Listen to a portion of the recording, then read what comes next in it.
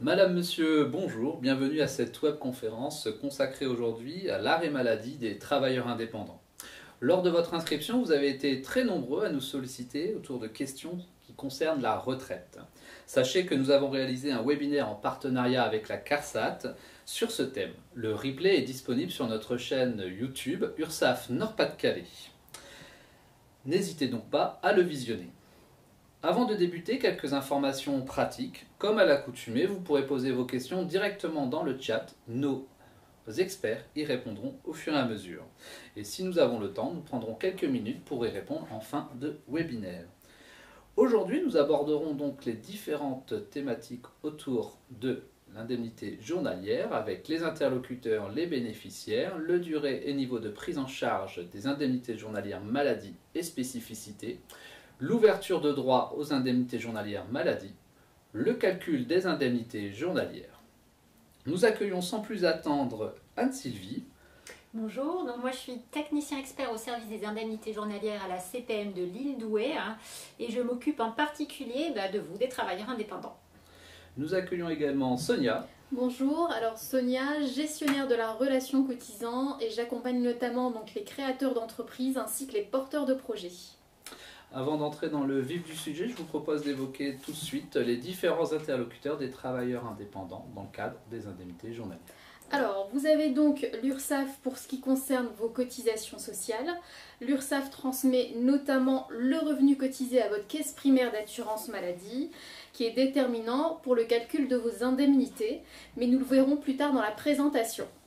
Ensuite, la caisse d'assurance maladie, donc la CEPAM, qui est chargée de verser vos indemnités journalières. Justement, Anne-Sylvie, quel est le point de départ de versement des indemnités journalières et qui sont les bénéficiaires de ces indemnités journalières? Alors tout d'abord les bénéficiaires, c'est vous, les artisans, commerçants et professions libérales, que vous soyez indépendant ou auto-entrepreneur.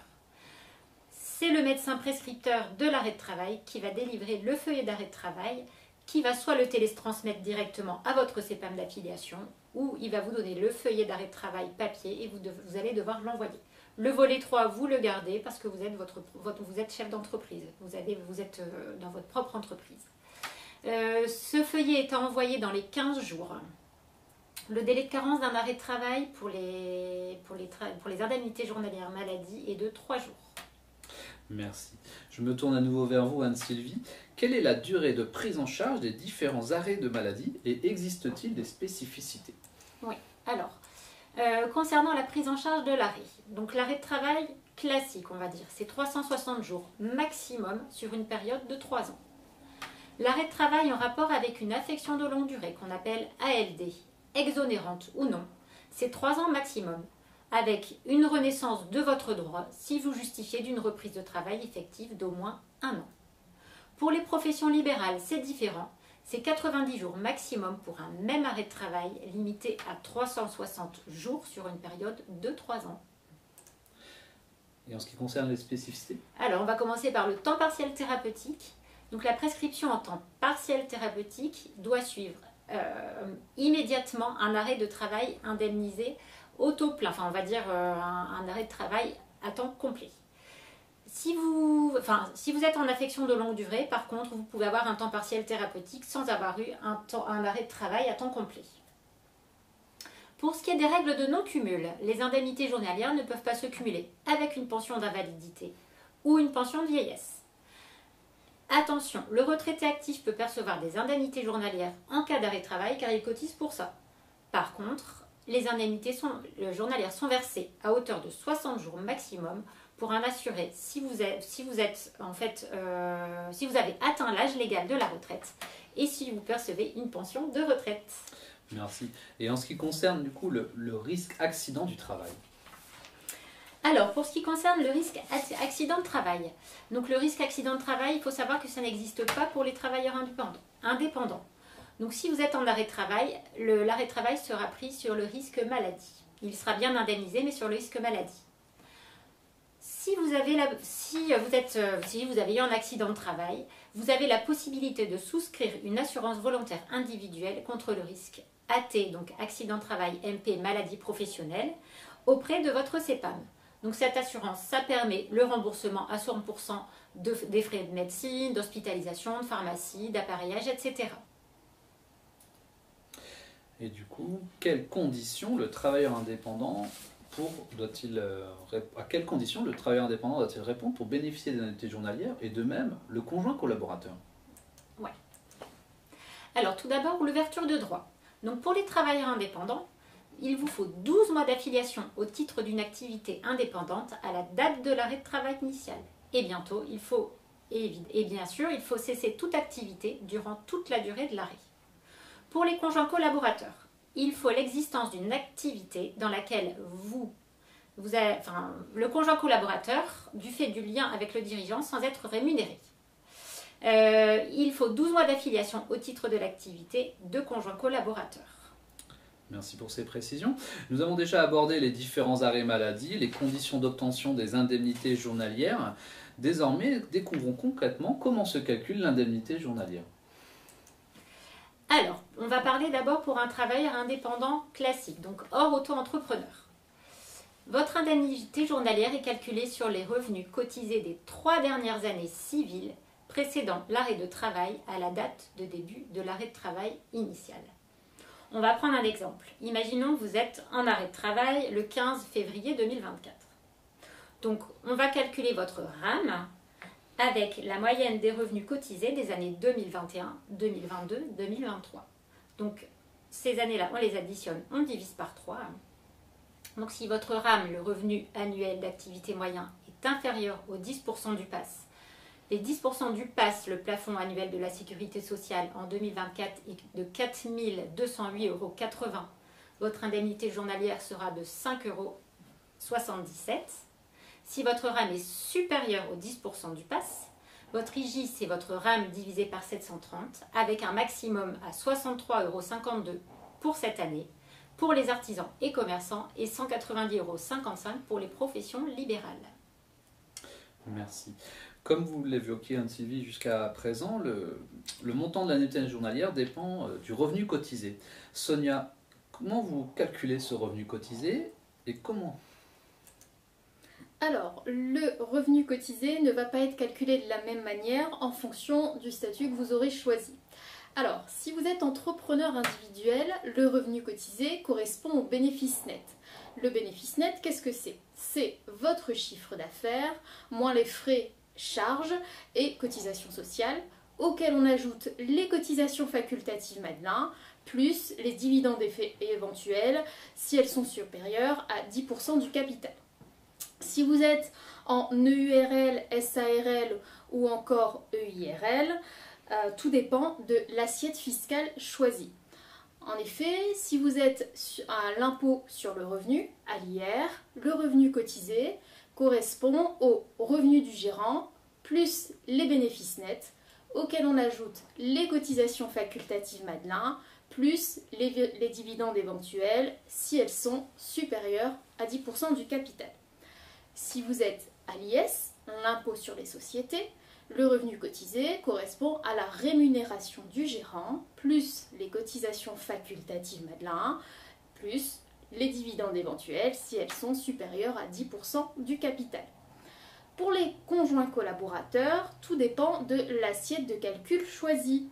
Alors, soit vous êtes au plafond de la sécurité sociale, donc un tiers du plafond de la sécu, ou alors au pourcentage du revenu du chef d'entreprise, avec ou sans partage, à savoir un tiers ou 2 tiers.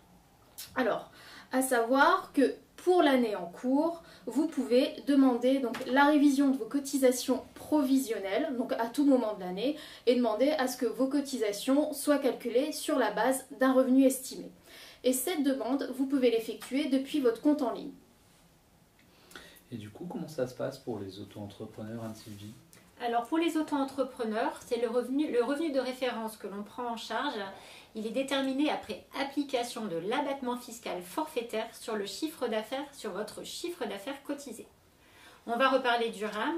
Donc à la différence des travailleurs indépendants classiques, si votre RAM est inférieur à 10% du PAS, votre indemnité journalière sera par contre nulle. Alors, pour les auto-entrepreneurs, le revenu cotisé, c'est donc votre chiffre d'affaires sur lequel on applique un abattement. Donc le taux d'abattement va dépendre de votre activité. Donc si vous êtes en vente de marchandises, vous aurez un taux d'abattement de 71%. Si vous êtes en prestation de services BIC, donc bénéfice industriel et commercial, votre taux d'abattement est de 50%. Et si vous êtes en prestation de services BNC, bénéfices non commerciaux, vous aurez un taux d'abattement de 34%. Et quant au conjoint collaborateur d'auto-entrepreneur, vous avez deux options. Soit le pourcentage du chiffre d'affaires du chef d'entreprise, ou alors le tiers du plafond de la sécurité sociale, moins l'abattement de 50, 71 ou encore 34%. Alors là, comme vous pouvez le voir à l'écran, donc vous avez donc les taux d'abattement qui s'appliquent en fonction de votre activité. Exemple, votre chiffre d'affaires est 2000 €. Si vous êtes en vente de marchandises, le revenu cotisé sera de 290 €. Si vous êtes en prestation de service, votre revenu cotisé sera de 500 €. Et si vous êtes en prestation de service BNC, votre revenu cotisé sera de 660 €. Merci. Et qu'en est-il des indemnités journalières des conjoints collaborateurs? Alors je pense que Sonia devait aussi nous parler de l'impact des revenus cotisés. Alors, les conditions que je vais exposer s'appliquent également pour les auto-entrepreneurs. Donc le versement des indemnités journalières dépendra du paiement de vos cotisations sociales. À savoir que seuls les versements dont les dates de règlement sont antérieures à la date de l'arrêt sont pris en compte. Si un délai de paiement vous a été octroyé en amont de votre arrêt de travail, toutes les sommes dues sont prises en compte pour le calcul de vos indemnités journalières. Et en cas d'exonération de vos cotisations, vous restez indemnisé ou indemnisable. Et du coup, nous y voici, les indemnités journalières des conjoints collaborateurs. Ouais. Alors pour les conjoints collaborateurs, l'indemnité journalière est forfaitaire. Donc cette année 2024, elle est de 25,41 €. En fait, l'indemnité journalière, elle est égale à 40% du plafond annuel de la sécurité sociale en cours divisé par 730. On va parler du temps partiel thérapeutique. Donc le montant de l'indemnité journalière en temps partiel thérapeutique, c'est l'indemnité journalière calculée divisée par 2. Alors, les cotisations indemnités journalières des conjoints collaborateurs. Alors, si vous êtes conjoint collaborateur d'un artisan ou d'un commerçant, vous devez vous acquitter de la cotisation indemnité journalière. Le montant est de 93 € en 2024. Et pour les conjoints collaborateurs d'une profession libérale, le montant est de 53 € en 2023. Lorsqu'un travailleur indépendant exerce plusieurs activités, Anne-Sylvie, et possède donc différents régimes de protection sociale, comment cela fonctionne-t-il et doit-il faire un choix? Alors, un assuré est dit polyactif quand il exerce simultanément plusieurs activités relevant de différents régimes de protection sociale. Si vous êtes travailleur salarié et travailleur indépendant en même temps, chaque régime de protection sociale va étudier vos conditions pour avoir droit aux indemnités journalières. Donc si vous êtes travailleur salarié, c'est le côté travailleur salarié qui va étudier les conditions pour ce travail. Et les travailleurs indépendants, c'est l'autre côté, c'est le côté travailleur indépendant qui va étudier vos droits. Et bien sûr, vous devez cesser toute activité pour avoir droit aux indemnités journalières.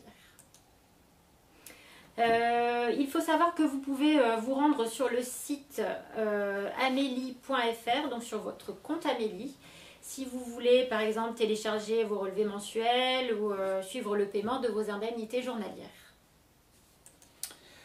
Nous arrivons pratiquement déjà au terme de cette webconférence. Est-ce que vous souhaitez ajouter quelque chose, des informations pratiques, des contacts à communiquer ? Alors oui, alors moi je voudrais souligner l'importance de mettre à jour donc vos coordonnées donc pour un meilleur suivi de votre dossier. Donc notamment votre adresse, votre numéro de téléphone, vos coordonnées bancaires ou encore votre adresse mail. Donc ces informations peuvent être mises à jour sur votre compte Amélie ou encore sur votre compte ursaf.fr ou encore auto-entrepreneur.ursaf.fr. Alors, côté caisse primaire d'assurance maladie, si vous avez des difficultés pour vous orienter dans le parcours de soins ou pour vous soigner, vous pouvez contacter un conseiller au 36 46 qui va vous aider dans les démarches en lien avec votre santé. Merci. Merci Anne-Sylvie, merci Sonia pour toutes ces informations. Ce webinaire touche quasiment à sa fin. Nous allons désormais passer à la séance des questions-réponses. Avant cela, je vous invite à répondre au questionnaire de satisfaction qui vous est transmis directement dans le chat. Il nous permettra de mieux cerner vos attentes pour une future webconférence. Nous allons entamer tout de suite la séance de questions-réponses en commençant bien entendu par les questions qui ont été posées en amont de ce webinaire. Question donc pour Anne-Sylvie. Peut-on être indemnisé dans le cadre d'un arrêt en mi-temps thérapeutique en tant qu'auto-entrepreneur ? Tout à fait. Donc en tant qu'auto-entrepreneur ou en tant que travailleur indépendant classique d'ailleurs, il faut juste que cet arrêt de travail en mi-temps thérapeutique suive immédiatement un arrêt de travail à temps plein. Question pour Sonia maintenant. Je suis auto-entrepreneur et je déclare à la fois en vente de marchandises et en prestation de services. Comment est calculé mon revenu cotisé ? Alors, il convient donc de prendre votre chiffre d'affaires en vente de marchandises et d'appliquer le taux d'abattement de 71%. Ensuite, vous prenez votre chiffre d'affaires en prestation de services et vous appliquez le taux d'abattement de 50 ou 34%, tout dépend si vous êtes en BIC ou en BNC. Et ensuite, vous prenez simplement vous additionnez le résultat des deux et là, vous obtenez le montant de votre revenu cotisé. Question pour Anne-Sylvie. Si je travaille ou si je me rends chez mon prestataire ou client et qu'il m'arrive un accident sur la route ou sur le lieu de travail, est-ce que je peux le déclarer en accident de travail et quelles sont les démarches ? Alors, vous pouvez remplir donc la DAT, la déclaration d'arrêt de travail, qui est téléchargeable sur amélie.fr. Et si nécessaire, votre médecin peut vous prescrire un arrêt de travail lié à un accident de travail. Vous envoyez ces deux feuillets à votre CEPAM d'affiliation. Bien sûr, l'arrêt de travail, comme je l'ai dit tout à l'heure, sera indemnisé sur le risque maladie et non le risque accident de travail, puisque ça n'existe pas pour les travailleurs indépendants. Je l'avais souligné tout à l'heure, vous pouvez souscrire à une assurance volontaire individuelle contre le risque accident de travail maladie professionnelle. Cette demande se fait via amélie.fr. Merci. Question pour Sonia. Je bénéficie de l'ACRE. Cela modifie-t-il le montant pris en compte pour le calcul de mon indemnité journalière ? Alors non. Alors l'ACRE, l'aide à la création à la reprise d'entreprise, si vous êtes travailleur indépendant classique, vous permet d'être exonéré de certains risques. Si vous êtes auto-entrepreneur, l'ACRE vous permet de bénéficier d'un taux de cotisation minoré pendant les 3 premiers trimestres civils qui suivent votre date de début d'activité. Mais en tout cas, ça n'influe pas sur la base de calcul de vos cotisations. Question maintenant pour Anne-Sylvie. Je suis auto-entrepreneur et j'ai été en arrêt maladie pour 2 périodes distinctes. Cependant, je n'ai pas perçu d'indemnité journalière. Oui, alors je ne connais pas bien votre cas, mais on va dire que je pense que 2 cas sont possibles. Soit le premier, vous n'avez pas les 12 mois d'affiliation à la date des 2 arrêts de travail. Dans ce cas-là, vous avez dû recevoir un courrier de refus. Dans le deuxième cas, c'est que vous avez probablement été indemnisé à 0 €, donc une indemnité journalière nulle. Cela dépend du fameux RAM dont je vous parlais tout à l'heure. Je vous rappelle que vous pouvez toujours aller consulter vos indemnités journalières sur votre compte Amélie. Et donc là, vous pouvez voir si vous avez ou non perçu des indemnités journalières, même si elles étaient nulles. Merci. Question pour Sonia. Quel est le seuil de revenu minimum pour un auto-entrepreneur pour qu'il puisse percevoir des indemnités journalières non nulles ? Alors, pour que vous puissiez percevoir des indemnités journalières non nulles, il faut que le RAM soit supérieur à 10% du PAS. Donc le PAS, plafond annuel de la sécurité sociale, donc de l'année en cours, soit cette année qui est de 4 208,80 €. Question désormais pour Anne-Sylvie. Faut-il avoir cotisé en tant qu'indépendant pendant 1 an pour avoir le droit à des indemnités journalières? Alors oui, il faut avoir 12 mois d'affiliation en tant que travailleur indépendant pour pouvoir prétendre aux indemnités journalières. Par contre, si vous n'avez pas 3 années d'affiliation en tant que travailleur indépendant, les IJ sont calculés sur les années connues, dont l'année de survenance de votre arrêt maladie. Toujours question pour Anne-Sylvie. Je suis retraité et en parallèle, je continue d'exercer une activité de travailleur indépendant. Que se passe-t-il en cas d'arrêt maladie? Donc si vous êtes retraité actif, vous pouvez bien sûr percevoir des indemnités journalières. Si vous avez atteint l'âge légal de la retraite et que vous percevez une pension de retraite, les IJ sont versés à hauteur de 60 jours maximum. Merci. Nous allons maintenant regarder si nous avons quelques questions qui ont été posées directement dans le chat. Je vois que nous avons 2 questions auxquelles nous allons pouvoir répondre. Pouvez-vous revenir sur le sujet, je pense que c'est pour vous Anne-Sylvie, pouvez-vous revenir sur le sujet de l'assurance volontaire individuelle à la CEPAM? Concerne-t-elle uniquement les commerçants, artisans et professions libérales ou concerne-t-elle également les indépendants en SARL SASU? Alors là, alors sur le coup, là en direct, je ne vais pas pouvoir vous répondre à cette question parce que je ne sais pas. Je vous invite à faire le 36-46 pour pouvoir avoir la réponse pour cette question. Merci. Du coup, n'hésitez pas à contacter le 36-46. Quelle est la règle si on exerce une activité à temps partiel en même temps que son entreprise individuelle de prestation de services? Quelle est la règle si on exerce une activité à temps partiel en même temps que son entreprise individuelle de prestation de services pour bénéficier des indemnités journalières? 36-46. La question, je vais la lire. Quelle est la règle si on exerce une activité? Quelle est la règle si on exerce une activité à temps partiel en même temps que son...